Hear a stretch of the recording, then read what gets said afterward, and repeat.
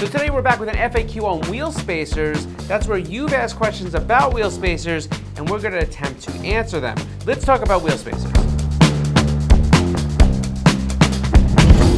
Holy shit, guys.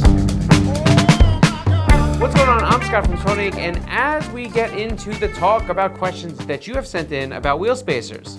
All right, so let's get into our first question. Our first question is, what is the difference between a spacer and an adapter? I'm looking at two and they seem to appear the same. So when somebody asks this question, they're usually referring to a spacer that's like this, and that's where you have another set of studs that would protrude out past the adapter or spacer. And really what this whole setup is for is a spacer when it needs to have more thread engagement. In other words, if you have, let's say your stud is 24 or 25 millimeters, but then you put on a 15 or 10 millimeter spacer, what's happening is now you don't have enough thread engagement for the lug nut or the lug bolt to be able to fasten it to your car. So what ends up happening is they give you different hardware that actually will gain the amount of thread engagement you need to hold the adapter or spacer on.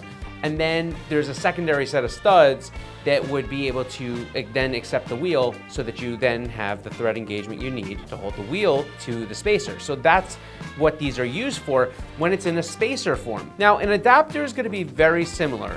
Adapter, all it means is you're going to have one pattern that's going to go onto your car. So if your car is a 5x114.3, the pattern that will be drilled into this adapter will be 5x114.3, but the stud arrangement will be in a different pattern. So let's say you have a wheel that's a 5x112 wheel and that's what you want to run. The adapter would have the studs in a 5x112 pattern, so that when you put this onto a 5x114.3 car, all of a sudden now you're able to put a 5x112 wheel onto the car. Now, that's just an example, but that's why they look the same. Essentially, they're going for the same type of thing. One is going to allow you to change the bolt pattern that you're achieving when you put the wheel on, and the other one is going to be adding threads so you have proper thread engagement when you secure the wheel to the spacer. So again, that's why they look the same, but they are used in two different fashions. Same, but different. And that's why one's an adapter and the other one is a spacer. All right, so question number 2. Can I use a hub ring with a spacer?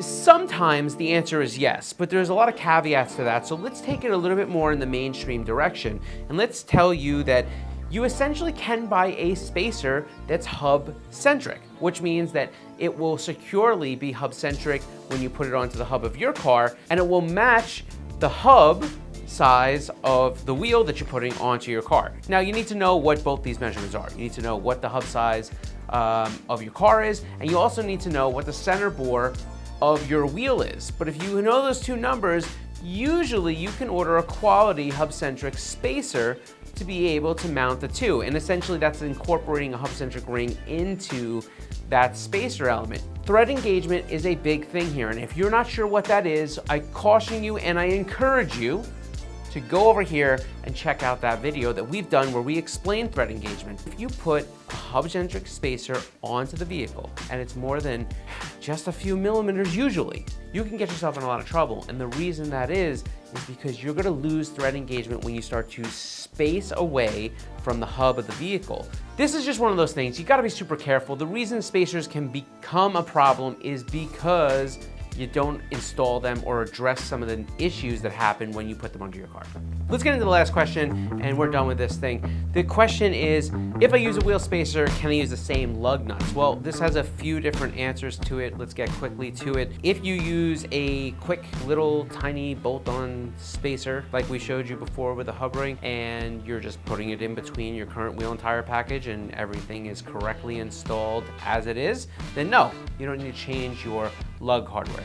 So when we start to look at this adapter, what we're noticing here is that we need to use the correct hardware for this adapter. Now this adapter does use conical seat hardware, which is found in most aftermarket wheels. So you're gonna have to have that here. But the one thing about this hardware that's gonna be very different from maybe the hardware that's gonna mount your wheel on is you're gonna want a much smaller profile or flatter hardware to be able to secure the spacer onto the wheel. That's because your wheel can't come in contact with whatever comes out of this area of the adapter or spacer. And that's because the wheel won't sit flat to the spacer. And if the wheel doesn't sit flat to the spacer, you're in trouble. That wheel is gonna vibrate and wobble itself off the car.